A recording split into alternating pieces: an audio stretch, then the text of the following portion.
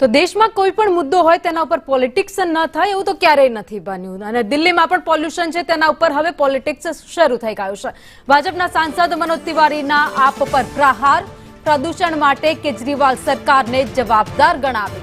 Pollution એ રાજ્યનો વિષય છે, દિલ્હી સરકારે લોકોને મોત પીરસ્યું છે। ભૂલ દિલ્હી સરકારની અને ભોગવવું દિલ્હીની જનતાને પડી રહ્યું છે। કેન્દ્ર સરકાર પર આરોપ लगाववा आसान છે, અમારી સરકાર પણ અન્ય રાજ્યોમાં પણ છે।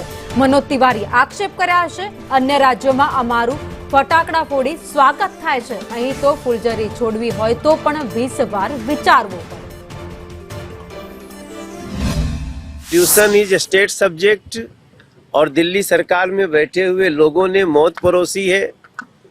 उन लोगों ने इसकी चिंता करना तो दूर, इस पे न कोई बैठक हुई। मैं दिल्ली का तीसरी बार का सांसद हूं, मैं 2014 से देख रहा हूं, एक भी आज तक मीटिंग यहाँ के दिल्ली के सीएम नहीं बता सकते या न आप लोगों के ध्यान में आया होगा जहां हम लोग पोल्यूशन कंट्रोल करने के लिए सांसदों के साथ, क्योंकि दोष देना तो बहुत आसान है, केंद्र सरकार को दोष दे देना, लेकिन हमारी तो सरकार और राज्यों में है।